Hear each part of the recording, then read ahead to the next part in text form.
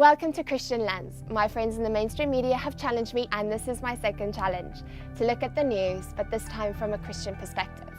And I'm sure you all will be horrified with me when you saw on the news about the 3-year-old boy that had an acid attack on Saturday.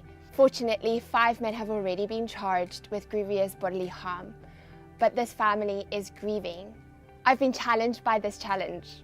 Yep, I have been challenged, and I've been reading my Bible from a different perspective this time, not just for my own journey of life to find courage and strength and to stay on the straight and narrow, but it has challenged how I grapple with these things that I read and the suffering that people face.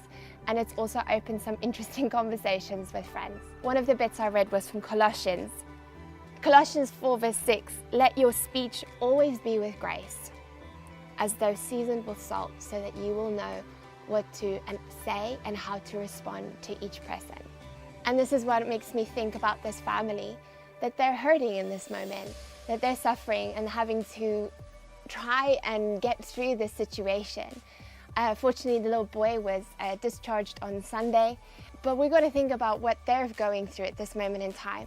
I don't know if you've been through a time of suffering when people with all good intentions have come to say something or explain something that just hasn't helped you. And that's why I'm not going to talk about the fallen world and the broken world that we live in, but I want to think about Job. Job in the Bible went through incredible suffering and things that it wasn't of his own doing. But his friends came and sat with him and mourned in grief for 7 days in silence. That's probably the best, most comforting thing they did, because the moment they opened their mouth to try and explain, that actually caused more harm and hurt. I've got to look at Jesus. His heart was filled with compassion when he saw people hurting and suffering. He cried when Lazarus died. He was there in the moment. The Bible is full of stories of suffering, and we can find a lot of comfort in there. But I think the most comforting thing is that he is in it with us. He knows our suffering.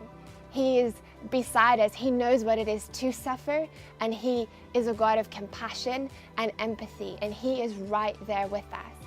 And I think that's the best that we can do for our friends that are hurting, is that we can be there with them.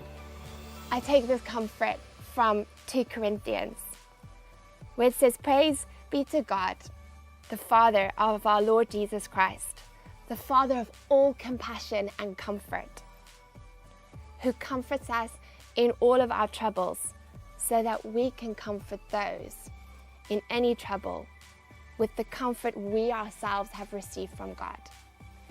If you have a friend that is going through a difficult time or trauma, before you say a word, be there with them, empathize, and let God fill your heart with compassion, and pray.